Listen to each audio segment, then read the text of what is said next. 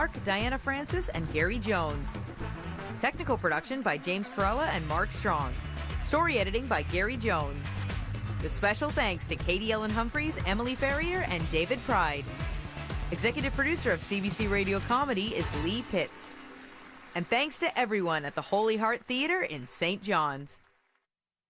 This is CBC Radio 1, 990 AM, 89.3 FM in Winnipeg. Breaking this hour, CBC News brings you all the local, national, and international news you need to make sense of your world. I've ripped up the supply and confidence agreement. Now's your chance to enjoy a free preview of Canada's source for breaking and live news. The air raid sirens went off. Find out why more Canadians choose CBC News Network over any other Canadian news channel. The CBC News Network free preview. On now. You know the feeling of finding a really good podcast? Or the feeling of someone always being there, like your favorite radio show? Stream CBC Podcasts, CBC Music, and CBC Radio anytime, anywhere.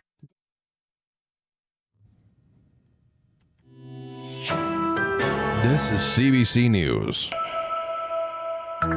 At 12 o'clock, we're at 10 degrees with cloudy skies over downtown Winnipeg. Good afternoon. I'm Matt Humphrey. 3 Manitobans who responded to a Facebook ad for a bison hunt say they had no idea it was a scam. Jolene Mitchler, her boyfriend, and his cousin made the trip from Riding Mountain to a ranch in the RM of Russell Binscarth. She says the man running the bogus hunt asked them to pay $1,500 for each bison they shot. We all got our guns ready, and he unlocked the gate, and we watched him unlock and open the gate, and he got us to climb down through the valley to approach the bison, which we now know, too, is because he wanted us to avoid the game cameras that he knew was there and we were not aware of. Monday, the owner of the farm told Mounties someone had broken into his pasture and 6 bison were missing. A Portage La Prairie man has been charged with theft and mischief. RCMP say additional charges are likely. Federal Immigration Minister Mark Miller says he's willing to work with Manitoba if our province needs more immigrants. Miller is expected to outline new numbers for temporary and permanent residents next month. It's widely expected those national numbers will be reduced because some provinces say the numbers aren't sustainable. But Manitoba wants more than the 9,600 people Ottawa allows into the province. Miller says he's trying to be flexible. Job markets require that type of immigrant and how they can properly absorb them and support them along the way. We've been able to have pretty good proof points with the province of Manitoba in their responsibility in making sure that their provincial nominee program is adapted to the people that are already here. And Manitoba said quite clearly they want to grow the country, so we'll work with them. Miller says he's spoken with the Premier and Immigration Minister and describes the talks as very positive. The Winnipeg Humane Society is in talks with the province to find ways to solve its chronic overcapacity. 2 days ago, the shelter had to turn away 30 animals. CEO Jessica Miller says since January, they've brought in 700 more animals than last year, and they keep coming. Miller says part of the issue is people breeding animals, thinking there's still a market for them. She wants to find ways to crack down. Any backyard breeder with no credentials and no inspections of their property and no restrictions on how many breeds they can have are reproducing these animals, and they become commodities. And so we are in talks with the province about what that looks like if we were to ban online sales. In August, 137 small breed dogs were seized from a home north of Winnipeg. 3 of the largest tobacco manufacturers are proposing a payout of $25 billion to the provinces and territories. It'll serve as compensation for the costs of treating tobacco-related health problems. Another $4 billion would be paid to tens of thousands of Quebec smokers. Bruce Johnson is one of the lawyers representing the Quebec plaintiffs. He says the deal is precedent-setting. When we started this case in 1998, not a single person in the world had received a single penny from a tobacco company in compensation. And as a result of this litigation, tens of thousands of Canadians will receive very significant awards. This has never happened anywhere in the world. Johnson says many of the class action members died before they could receive any money from the companies. The deal still has to be approved by the tobacco company's creditors and also approved by the Ontario court, where the companies filed for bankruptcy protection. United States officials say the death of Yahya Sinwar represents a new window of diplomacy in the Middle East. Israeli troops killed the leader of Hamas in southern Gaza on Wednesday. White House spokesperson John Kirby insists Sinwar had been the main obstacle to getting a ceasefire done. Finding an end to the war is critical, and we also believe that Mr. Sinwar's death yesterday can provide an inflection point to getting there. Kirby admits there is no timetable for when negotiations might begin again. Israel says it won't stop fighting until Hamas lays down its arms and unconditionally releases hostages. It did not mention the potential for a ceasefire deal or Israeli withdrawal from Gaza. Both points were key tenets of a ceasefire proposal spearheaded by the U.S. months ago. And the Winnipeg Jets are in action tonight, but it's not just a regular game. It's Connor Hellebuck night, complete with some hardware. CBC's Gavin Axelrod explains. They aren't the only trophies the Jets will settle for, but they're the ones they have right now. The Jennings and Vezina trophies will be on display at tonight's game, where fans can get their picture taken with the hardware on the concourse. It's all part of Connor Hellebuck night at Canada Life Centre. The Jets goalie was named the NHL's top puck stopper last year, winning his second Vezina trophy. Winnipeg also allowed the fewest goals in the league last year, earning the William M. Jennings trophy. But ultimately, it's the Stanley Cup the Jets are looking for. The team is soaring with an undefeated start to the season, but they don't give out that trophy in October. Gavin Axelrod, CBC News, Winnipeg. The Jets host San Jose tonight. Puck drop is at 7 o'clock. And that is your CBC News from Winnipeg. For news anytime, you can head to our website, cbc.ca/Manitoba, or you can use the CBC News app. Taking a look at the provincial-wide forecast. The province-wide forecast for the afternoon. In Winnipeg, mostly cloudy this afternoon with a few sunny breaks, a high of 13 degrees. Brandon, mainly cloudy, a high of 13 as well. Dauphin, windy with a mix of sun and cloud, a high of 12.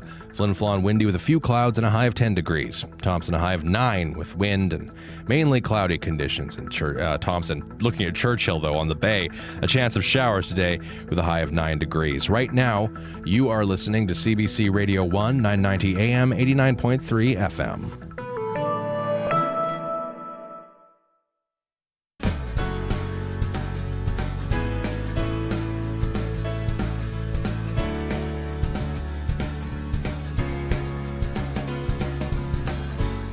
Good afternoon, Manitoba. You're listening to Radio Noon on CBC Radio 1. Happy Friday. It's October 18th. My name is Chloe Friesen. Thank you for spending your afternoon with us. Coming up on today's show, it's graduation day in Sagkeeng First Nation for students who've completed the pre-employment support program. We'll hear more on what the program is all about and speak to a student about how she's feeling about her future career plans. Secure storing requiring photo ID and extensive record keeping. Those are just some of the ways Bill 39 would restrict the sale of long-bladed weapons like knives and machetes in Manitoba. But would it do enough to make sure these weapons don't fall into the wrong hands? That is our call-in conversation this afternoon, just after the 12:30 news. But first, we'll bring you details of a bogus bison hunt.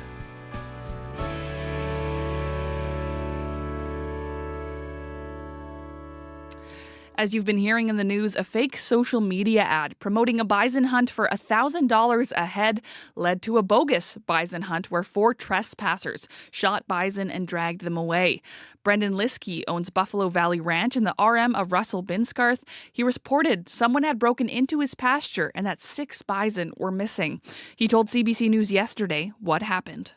Saturday evening at 6:28 p.m., I had a black pickup truck, F-250, pull up to my gate and set off my cellular cameras. I didn't think anything of it or raise suspicion because I get that all the time. A lot of people just like to look at bison and pull up to the gate and check them out, which I have no problem with. So I just didn't think anything of it. The following morning, I'm up by Roblin, about 45 minutes north of my bison ranch. I have Americans up hunting. So Sunday morning, I had to get out to the field. I was guiding and out of service all morning. I got back for lunch and we had to clean all our birds and all that. And then later that afternoon, I would say 2:30, I have a farmhand who feeds all my pigs, and he had let me know he's trying to get into the gate at the ranch and had asked me if I could provide him a new key for the locks that had been changed. So I instantly, I was like, yeah, I didn't change the locks here. I don't know what you're talking about. So he sent me a picture of the locks that were on, and yeah, they weren't my locks, and nobody had a key for them. So instantly we started looking through our spy point and Tacticam trail cameras, and seeing that yeah, there's a shadow at 9:05 a.m. in the morning that had taken down the one camera at the gate, and then our secondary gate, and then the primary gate we use. There was nothing, no movement taking it down, but he did take it down and drop them just right under where they're placed. He didn't take them because you can track them. So and then after doing that, he had cut the locks and put his new ones on, and then after that, he had the hunters that he had booked the illegal bison hunt on my land to show up at the land.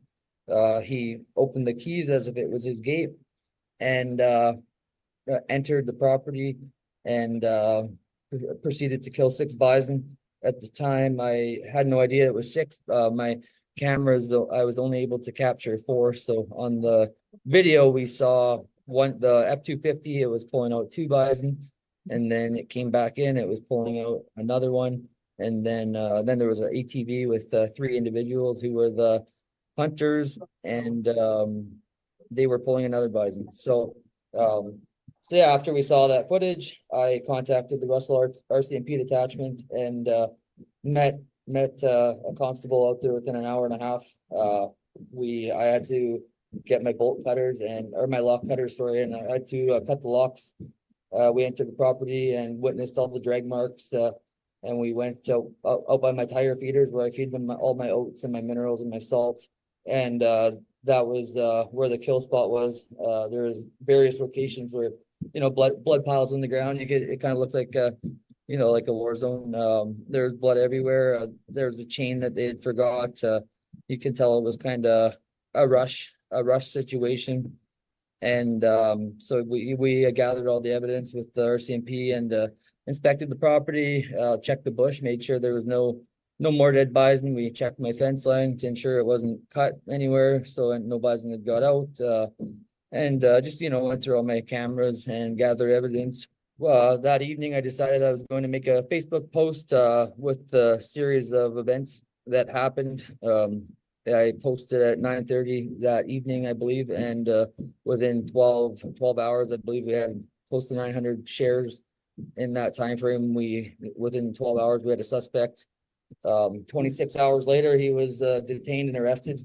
The first 2 leads were 2 witnesses spotted the truck going past Shoal Lake with, there's 2 flat decks involved. One flat deck had a quad ATV and 1 bison. The other flat deck had 5 bison.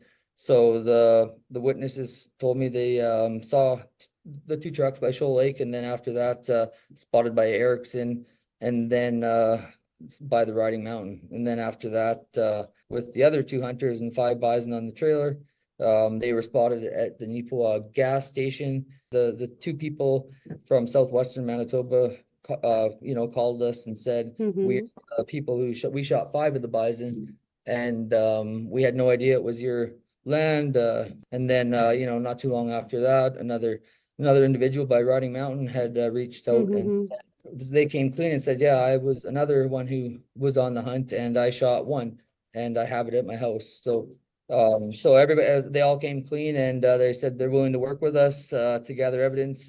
26 hours later, like I said, he was arrested. Brendan Liskey owns Buffalo Valley Ranch in the RM of Russell Binscarth. 3 hunters told police they thought the hunt was legitimate. The 52-year-old accused has been charged with theft over $5,000 and mischief over $5,000. Hi, I'm Matea Roach, and I have a new show on CBC. It's called Bookends. Every week, authors from Canada and around the world will join me to discuss their latest books. We'll have best-selling authors and rising stars. Our conversations will be smart and surprising, because when the book ends, the conversation begins. Bookends with Matea Roach premieres Sunday afternoon at 1:30 in Newfoundland, 3 Pacific, and on demand on CBC Listen or wherever you get your podcasts. 13 minutes after 12 o'clock, you're listening to Radio Noon on CBC Radio 1, 89.3 FM, 990 AM on the CBC Listen app or on YouTube. We are live streaming right now on the CBC Manitoba YouTube page. Thank you so much for tuning in this afternoon. Still to come, it's graduation day for students living on Sagkeeng First Nation who have just completed a job readiness program. We'll hear from one student about what the achievement means to her and how this program has helped her path forward. That's coming up here on Radio Noon. And then after our 12:30 news, it is time for our call-in conversation. Following a string of machete attacks earlier this year, a new bill was introduced by Justice Minister Matt Wiebe. Bill 39, or the Long-Bladed Weapon Control Act, would restrict the sale of edged weapons in the province. But if it is passed, would the new bill do enough to protect Manitobans? Would it make you feel safer? Or would it complicate things for business owners? We want to hear from you in our call-in conversation. We will be joined by Frank Cormier, Professor of Criminology at the University of Manitoba, for that conversation. Looking at our forecast, the winds are calming down today, but we'll see another windy day tomorrow. We're going to keep above seasonal temperatures for a few more days here, but a sharp return to reality will come on Tuesday. Currently in Brandon, mostly cloudy, 6 degrees. Dauphin, sunny, 7 degrees at the moment. Thompson, mostly cloudy. You are also at 7 degrees. And in Winnipeg, cloudy at 9.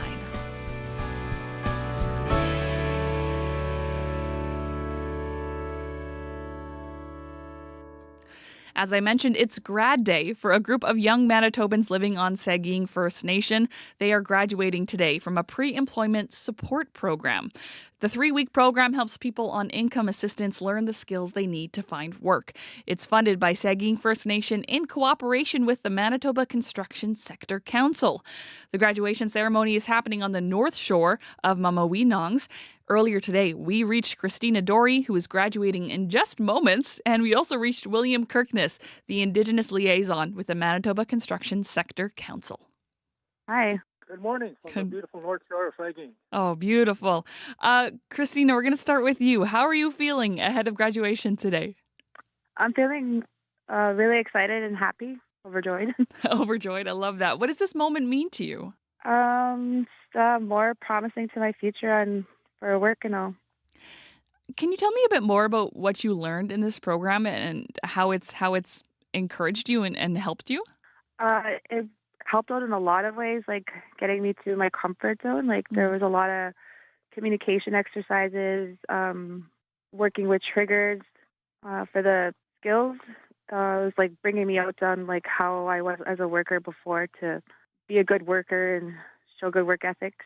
Interesting. So what kind of work areas or fields are you interested in? Receptionist is like what I like doing. I like dealing with public. I like talking with public, especially with the community members. I love that. So the communication piece is a big one then. Yes, it really is. So Christina, how was your job hunt going before you started the program?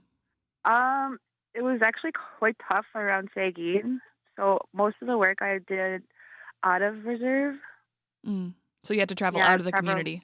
Yeah, I traveled quite a bit of places in Manitoba.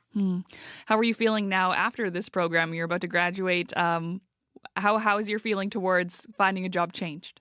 I'm so excited to start to being in my own home, to not have to travel like flying in communities. Right. To be able to work from where you live. That's amazing. Yeah. Now, William, you run this program and other programs for First Nation communities across the province. How does grad day feel for you, seeing the students get their certificates? Oh, it feels great to see them going up there and seeing the big smiles on their faces when they come up to receive their certificate. So it's a great day for me as well, too. So Christina mentioned some of the skills. She talked about communication and getting out of her comfort zone. How would you describe the different skills that are taught in this program? Well, I think the main focus is on time management. How to be on time every day for work, and and then the work ethic. When you do get to work, get straight. You be there ready to work and all good to go. How do you encourage that? How do you teach work ethic? We encourage work ethic by continuously showing them how they can do better every day. Like when they come in the morning and stuff like that. Okay, you could have maybe showed up a little more earlier or stuff like that, and then maybe you could have started, doing your own work, working on your own, just little things like that we teach them, ingrain in them every day, and then, they finally start learning this, and, they need like role models in these communities to really, pick up on their work ethic and stuff like that. Sounds like a very encouraging space. Now, this course is short, William. It's about 3 weeks. But how impactful are those 3 weeks in terms of helping these people move forward?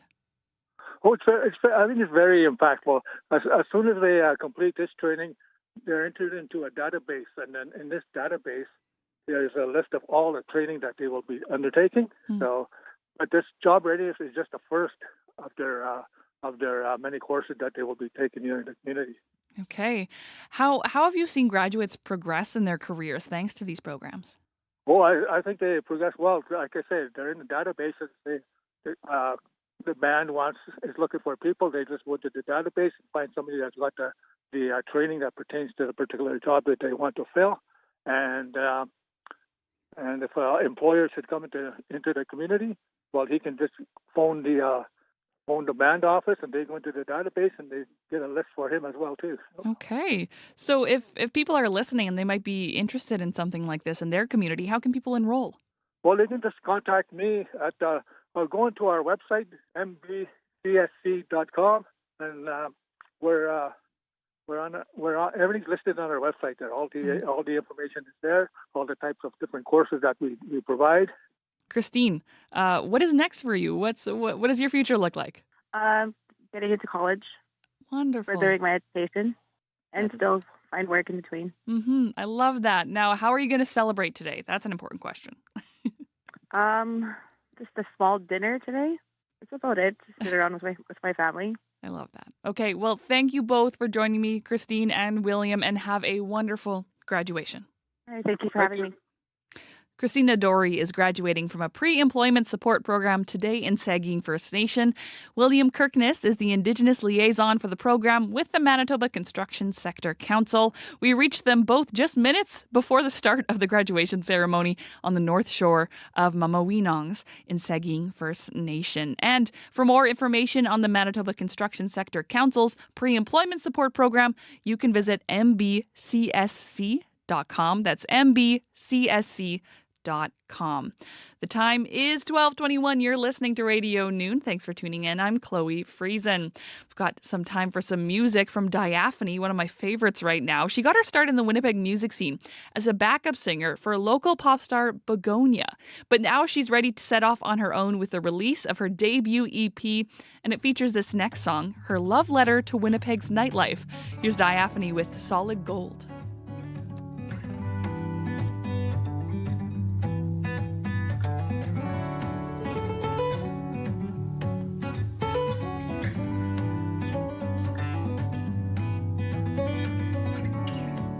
Singles at the Woodbine, dancing in a grapevine, taking boys that are not mine. Circling the Goodwill, trying to find a spot that's free. I keep looking until City Hall, Central Park, Solid Gold. After dark,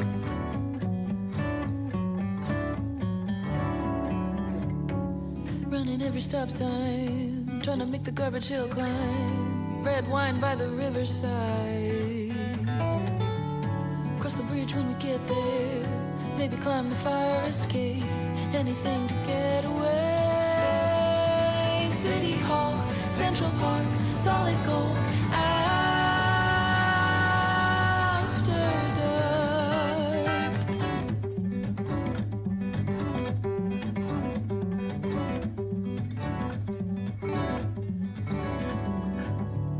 Playing chicken on Sherbrooke. Maybe hit a karaoke bar. We don't have to go too far. Don't you know this is for fur? No one ever calls a chauffeur, and it all becomes a blur. City Hall, Central Park, solid gold. After dark, City Hall, Central Park, solid gold. After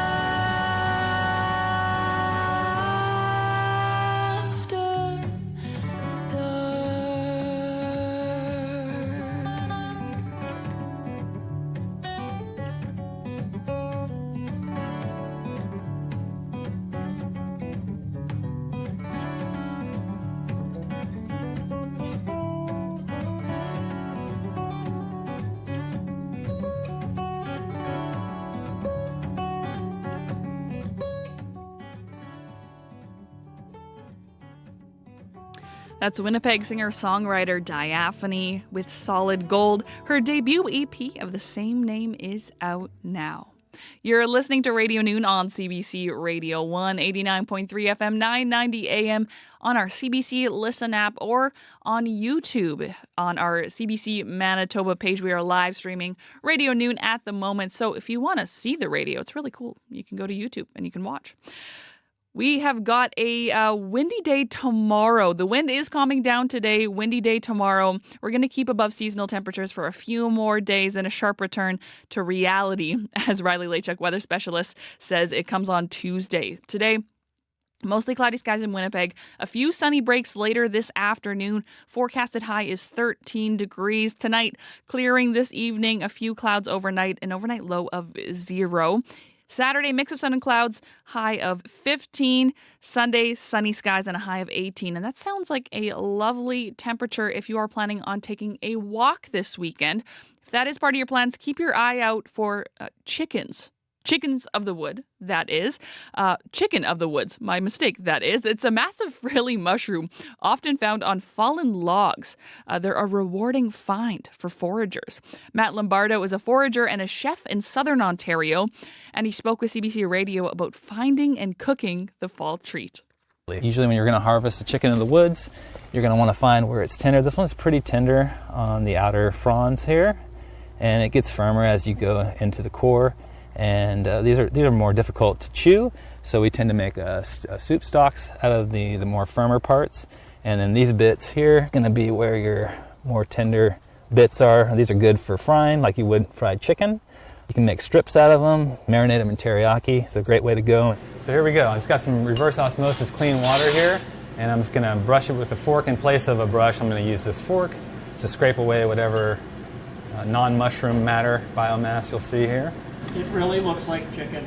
Yeah, like white chicken breast, eh? And like when you tear it, the fibers are very similar. So we started out with about 5-6 ounces off the forest floor, and after cleaning and separating some of the parts that I think are starting to decompose a bit and turn to bacteria, now we got about maybe 2 ounces of friable, edible chickens. There'll be enough biomass there, enough of the membrane that we'll be able to have a good taste. So here's the end product. We have got the battered chicken of the woods here at Nooch, forest fresh. We just harvested these less than an hour ago, popped them in the fryer, and they're ready to go. Tastes like my memory of chicken. Yeah, it's got the same fibrous texture, same white chicken breast sort of experience. That nice crunch and that nice batter, great texture to go with it. And our plum sauce really finishes it, really marries up the flavors well. Yeah, this is the whole cream of the crop right here. This is really the sweetness of the experience of being out in nature and having a relationship with nature, and then actually getting to ingest that natural experience. It's a culmination. That was Windsor, Ontario forager and chef Matt Lombardo. He's talking about the so-called chicken of the woods mushrooms that sprout this time of year.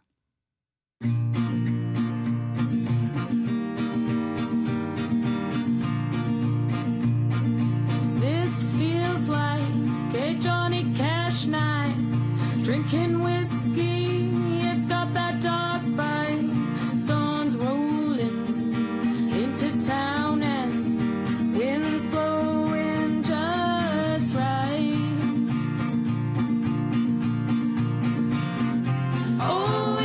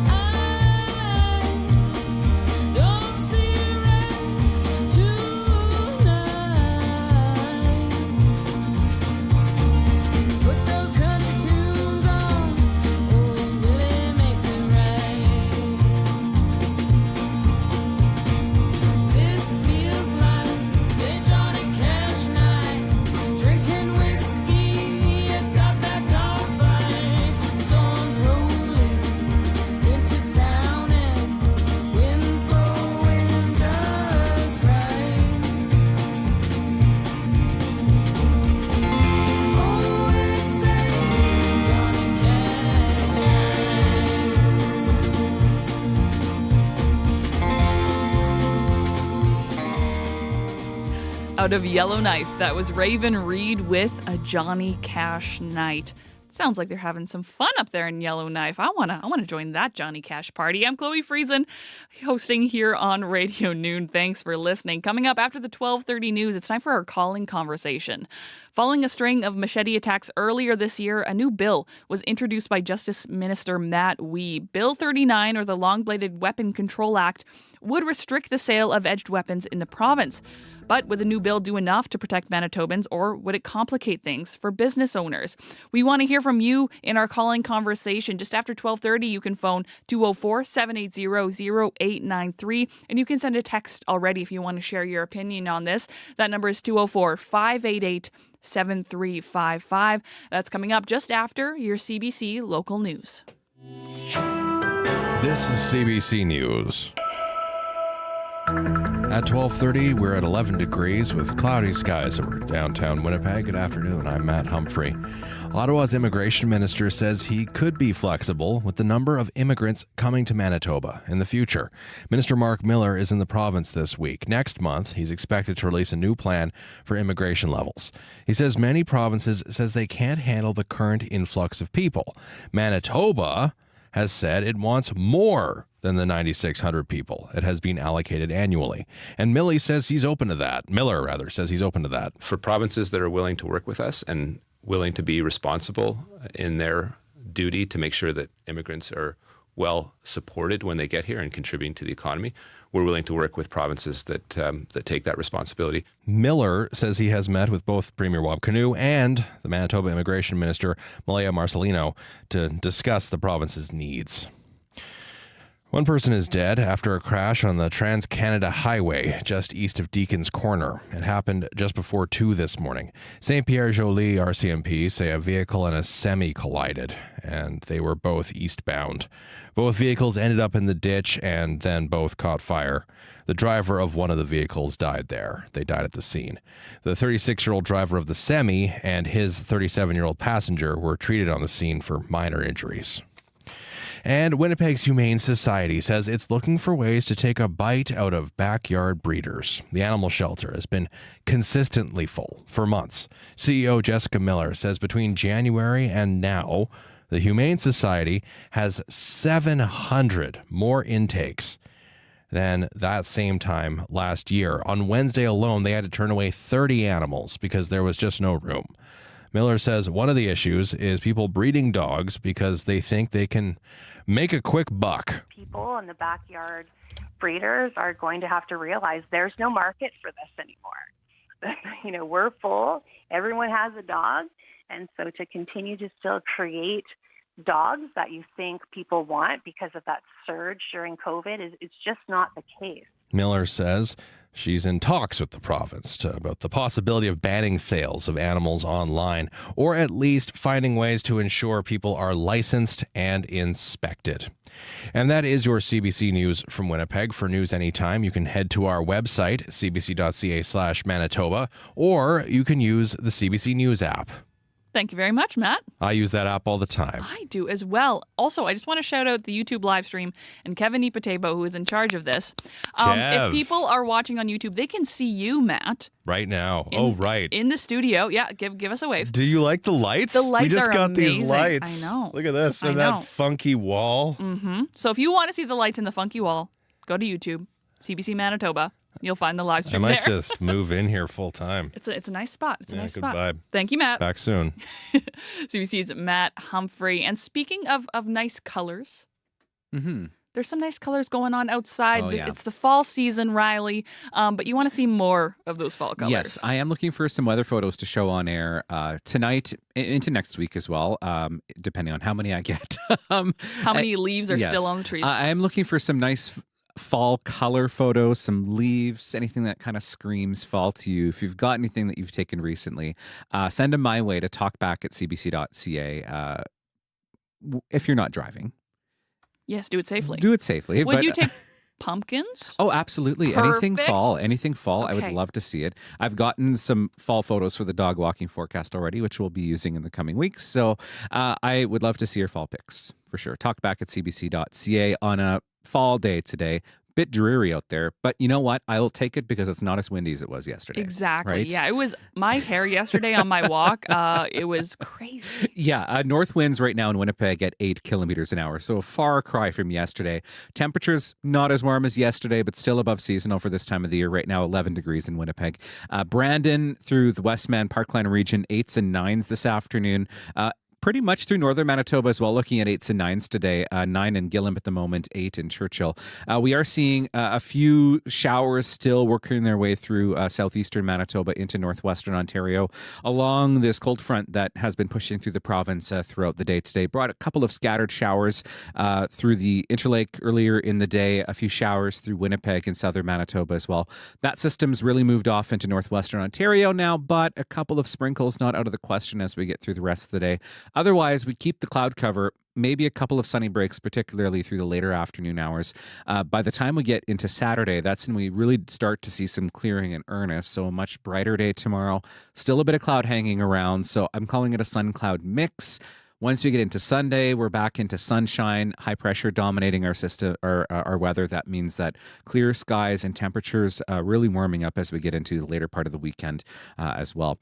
Maybe a couple millimeters of rain yet to come for places like Kenora into Fort Frances and Dryden, but generally the rain is done. But we get the wind back as we get into Saturday. Winds stay light today, but as we get into Saturday, looking at winds even in the morning, picking up to 20 gusting 40, 30 gusting 50 by the afternoon hours, and we keep the winds into Sunday, but they do start to back off a little bit. Forecast temperatures today looking at 12s and 13s across much of southern Manitoba, 14s through the Parkland region, 9 in Thompson, 10 for both Gillam and Churchill this afternoon. We've got a 15-degree high for tomorrow, 18s and 20s into Sunday, Monday, and then we really turn the page back to reality, Chloe, into next week. Again, we'll see our pattern really changing. 20 degrees on Monday, 8 degrees on Tuesday, 9 on Wednesday, and temperatures in the single digits as we get into next week. So much more seasonal by the end of next week. All right, so I actually have to get the fall wardrobe out. Yes, by the time we get into the middle end of next week, low temperatures, overnight lows consistently at or below freezing. Ooh, okay. So, I'm working on a scarf right now, Riley. okay. I crochet, so I'm going to have to crochet a lot faster Yes, you've than got a I week. expected. I've got a week. Okay. Ooh, okay. I will prepare myself for that. Thank you, Riley. Have a great weekend. You too. That is CBC weather specialist Riley Laychuk. Also, hello and thank you to the whole team on the show today. Wendy Parker is our show director. Dylan Longhurst is our show technician. And I mentioned Kevin Nipatebo. There's the peace sign if you're watching on YouTube, on our YouTube live stream. Coming up next it is time for our call-in conversation. The sale of machetes could be restricted in this province after a new bill was introduced in the Manitoba legislature. Earlier this month, Justice Minister Matt Wiebe tabled Bill 39, the Long-Bladed Weapon Control Act. He says the bill aims to keep machetes and other blade weapons out of the hands of criminals. The Long-Bladed Weapon Control Act. This legislation will restrict the retail sale of machetes, knives, swords, and other edged weapons to keep them out of the hands of criminals. Bill 39 would require retailers to only sell these weapons to individuals over the age of 18, restrict access to these weapons from the public to reduce theft, and require all purchasers to provide photo identification at the point of sale. Retail stores would be required to retain records for all prescribed machete, knife, sword, and other edged weapon purchases for a minimum of 2 years. That's Justice Minister Matt Wiebe introducing Bill 39 in the legislature earlier this month. The provincial government had promised to introduce legislation to control the sale of machetes following a number of violent attacks in the province. In May, for example, a 23-year-old man was charged with robbing another man inside a gambling lounge while armed with a machete. And in August, a 15-year-old boy was badly injured after being attacked by another 15-year-old wielding a machete. We want to hear from you. Share your opinion on Bill 39. Does it sound like it will do enough to regulate the sale of edged weapons in Manitoba? Or do stores that sell machetes and other edged weapons have enough measures in place already? Should we be doing more to regulate the sale of weapons in our province? Would it make you feel safer? You can call us at 204-780-0893. 204-780-0893 or send us a text at 204-588-7355. Our guest today is Frank Cormier, Professor of Criminology at the University of Manitoba. Good afternoon, Frank. Good afternoon, Chloe. So, from what you know, how would Bill 39 control the sale of machetes and other edged weapons in Manitoba? What would it change? Well, what it would change is that no longer, first of all, could machetes and various other edged weapons, that is about 1 foot, so at 30 centimeters at least or longer, would no longer simply be able to be out on the shelves or hanging on racks in stores. The second major part of that is that no one under 18 would be allowed to purchase those at all, and people 18 or over would have to show photo ID, and the retailer is required to collect information, so they have to keep the buyer's name, their address, their date of birth, what it was that they bought, and they would have to keep that for a minimum of 2 years.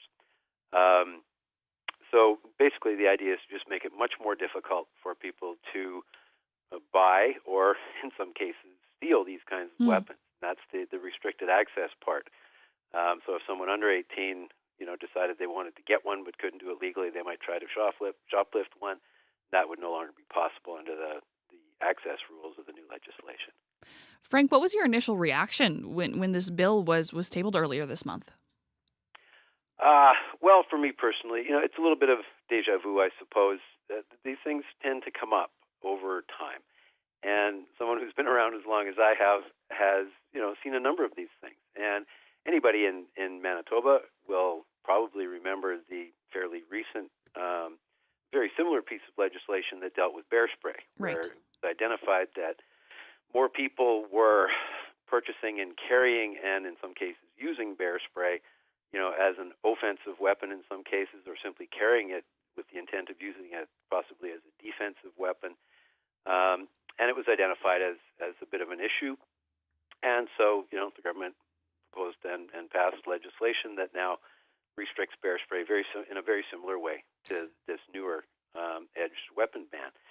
And, over the years, I'm reluctant to use the word fad, because it sounds like it might be making light of something that, it's a pretty serious issue. But there are these trends and styles and even fashions that come and go with weapons, and often it's particularly among young people. Right. I mentioned in many of the high-profile attacks, it involved youth or young adults. Was that due to, you mentioned theft, but also the fact that people under 18, could they purchase these long-edged weapons? Well, currently, prior to any legislation coming in, yes, there were no restrictions Okay. on machetes or other things like that. What does that say to you, seeing that a lot of these cases do involve young people? Well, as I mentioned, in some cases, and while these various weapons are used to do, to really create some serious damage, which weapon it is, the trends seem to come and go. So clearly, simply dealing with whichever, the weapon of the day is that pops up and passing legislation, that is something we can do, and it probably won't hurt, and it certainly could help. But we're not, we're not getting at what the root problem here is, that why do so many people, and particularly young people, I would say, feel the need to arm themselves, and whether that's for using it for offensive crime purposes, which is fairly obvious sort of thing, but even the idea that young people feel they need to carry a weapon for their own protection rather than to commit a crime. Clearly, this isn't the way we want people feeling, and particularly young people. Mm-hmm.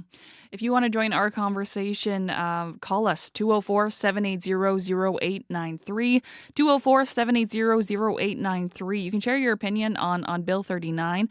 Would it do enough to regulate the sale of edged weapons?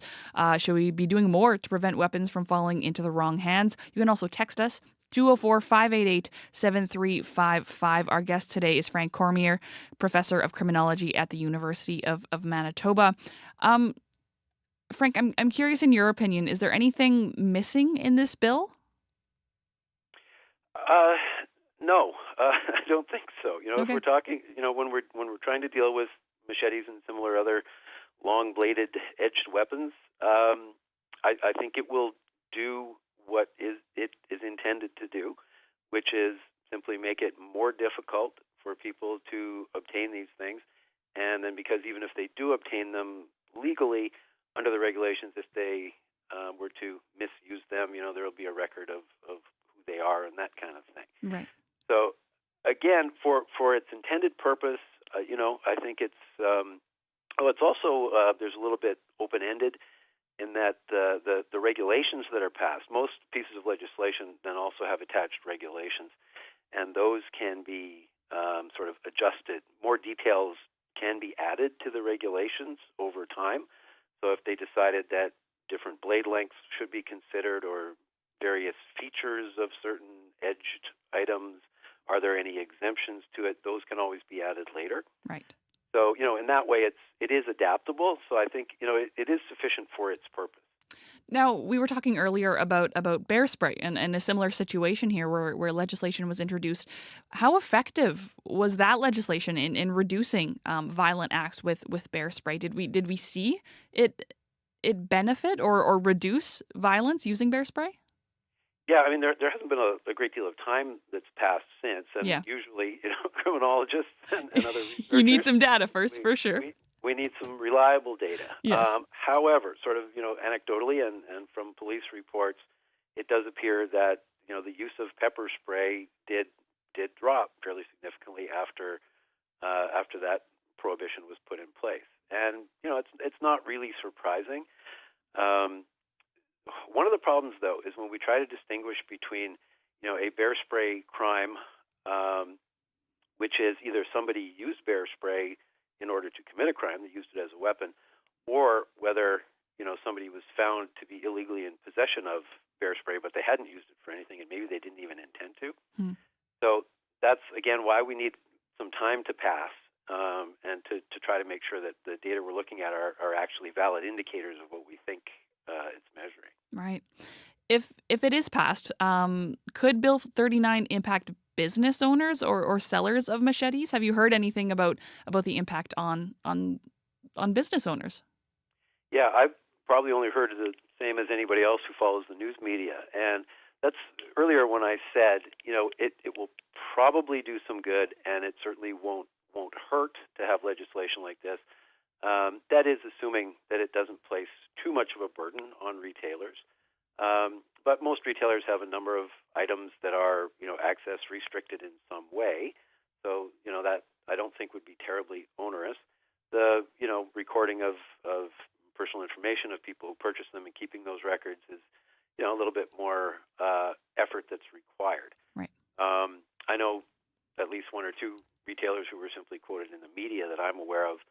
Some already do it in some cases, and others I haven't heard any strong objections expressed, but I'm probably not fully informed on that part of it.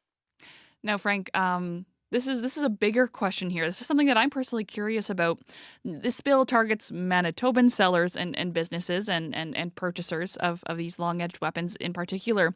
But what about regulating the sale of edged weapons online? Is that possible?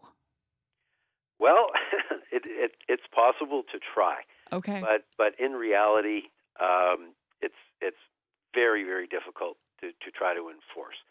So yeah, you've hit on one of the main concerns with this, or the limitations, I suppose, is that anyone who wants to acquire machetes or any other long-bladed weapons that they wouldn't be able to if this new legislation is passed, they can simply go online and order it the old-fashioned way from any one of hundreds, if not thousands, of retailers. Amazon, anyone can go on Amazon, and as long as they can pay for it, they can buy whatever they want.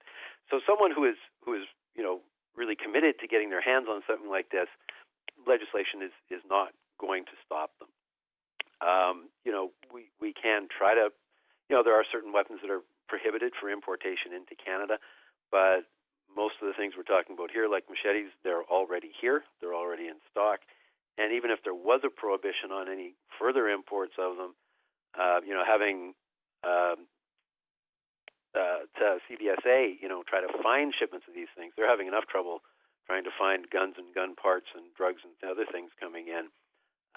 So it wouldn't be a realistic way to try to control access. Right. And this is something that the Manitoba government has brought up back in October 9th when this bill was announced. Justice Minister said that he also wants cooperation from out-of-province online retailers such as Amazon, saying this is really incumbent on the online retailers to understand the regulatory environment that they're selling into. Do you see a likelihood of businesses like Amazon thinking about Manitoba's bills and laws and regulations? I do not. I'm sorry. I don't mean fair answer. I don't mean to treat this lightly, but no, I see a probability approaching zero that Amazon or any other similar type. I don't mean to single them out, but any other type retailer will be at all concerned with a regulation that applies in Manitoba. Frank, we have a text I'm going to share here. It says, I am an emergency room nurse. Machete injuries, attacks, and homicides in Winnipeg are common and have been for my 10-plus years working in the ER in this city. The text continues to say, machetes are often the weapon of choice for violence on the streets in this city. Any deterrent to purchasing or stealing machetes is long overdue and welcomed by the ER staff. Thank you for sending that message. Frank, in your work, does this seem like something that's overdue, or is this just a continuation of those trends you were talking about, where we go through different types of weapons that we see commonly used? Yeah, whether or not it's overdue, and I certainly can sympathize with the person who texted, and one could say it's long overdue that we better control weapons and people who use weapons and the purposes for which they use them. And yeah, certainly if machetes are part of that now, then again, as I said, it can't hurt anything to try to control them more. And it can certainly make a difference for what I might call the sort of the casual carrying of weapons like these. And as I said before, if there's a committed criminal who is, threatening or using weapons in other ways to commit crimes, they will find weapons and they will carry on. But when it does become this sort of trendy thing where other people start carrying them, perhaps not with the intent to use them offensively, but they now are simply carrying them, the more people who are walking around with offensive weapons, the more likely it is that offensive weapons will be used against people. Right. Where, there's always this, the danger of escalation, where what might have been a shoving match or a fist fight suddenly turns into a machete fight, and people are grievously injured or killed by these. So, I would say it's long past time we try to deal with violent crime, certainly, and one facet of that can be dealing with the weapons that are in vogue or creating the most trouble at any particular time. Right. Do you feel like the people aspect and caring for the people who feel like this is something that they have to carry for their own safety? Do you think that we're doing a good enough job at focusing on that, other than just legislation that is controlling the sale of these weapons? Yeah, I mean, and this is the big question that criminologists are asked all the time is, what should we do about crime? And people are usually more interested in manageable ideas, right? Things like let's pass some new legislation against machetes and those kinds of things. But as long as we have people in society who are, abusing drugs and or alcohol, or in desperate situations, or who are committing crimes to survive, or are suffering from untreated mental illness and all those kinds of things, we will have, violent crimes occurring in our society. So, the right answer is always, it would be great if there weren't people who were motivated to commit crimes, and especially violent crimes. And it would be great if, therefore, nobody had to worry about possibly being a victim of that.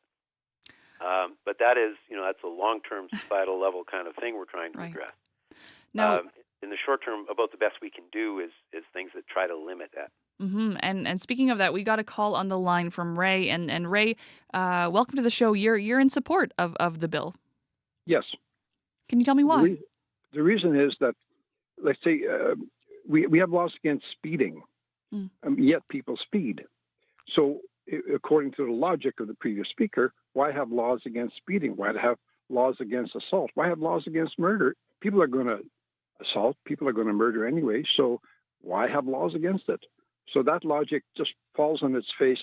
Yes, I totally support laws against ownership and the sale of machetes and similar kind of weapons. Ray, thank you for calling Radio Noon. Thank you.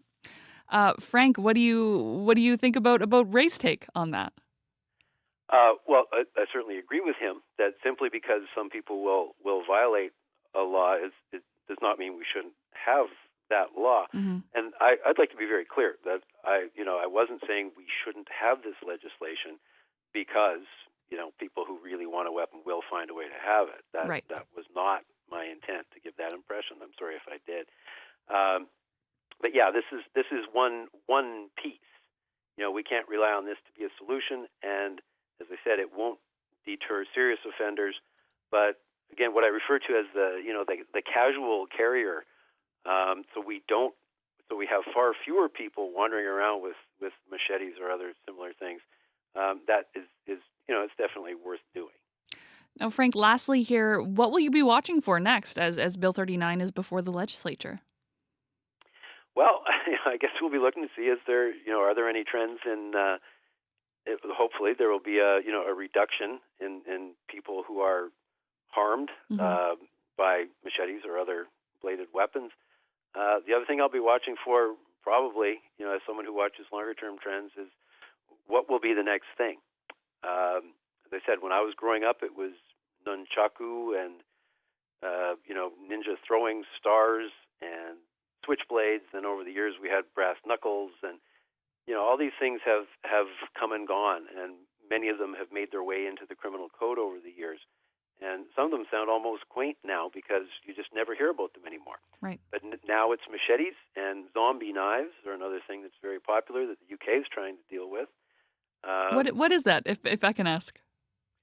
The zombie knife, it sort of grew out of the popular culture obsession about, 10 or so years ago with zombies and how to kill zombies. And a major knife maker came up with a very ornate, fancy-looking knife with a curved blade, and it had serrations on it, and it had, cool designs, and it became kind of trendy. Interesting. Especially among young people, and they began buying those, and they found that in the UK, those zombie knives sort of evaded part of their knife laws. They have very strong knife laws there. So now they're scrambling to pass a new piece of legislation to deal with zombie knives. Right, so that's where the regulations in Manitoba's bill would come into play. Right. But the point is, it's always something else is coming.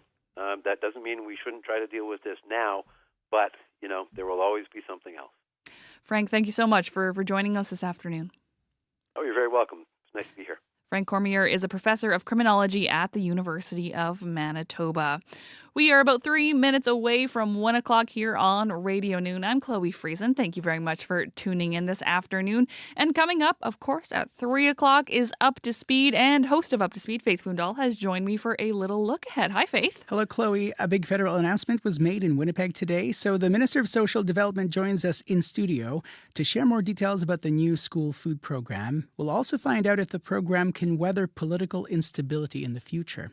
And folks will know that today Hamas confirmed that its leader, Yahya Sinwar, was killed by Israeli forces in Gaza.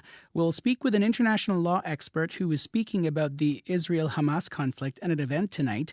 We'll speak with him about what this latest development could mean for the ongoing war in Gaza. Those conversations and more coming up on the program this afternoon. Lots to come. Thank you, Faith. Thank you. That is Up to Speed host Faith Fundahl. Thank you so much for tuning into Radio Noon this afternoon. I have had an absolute pleasure sitting in the host seat these last 2 weeks. Thank you to our whole team here. Dylan Longhurst is our show technician. Wendy Parker is our show director.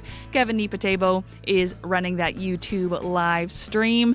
Again, I'm Chloe Friesen. Thank you so much for tuning in. Coming up next on CBC Radio 1, it's the CBC Podcast Showcase. Have an excellent weekend.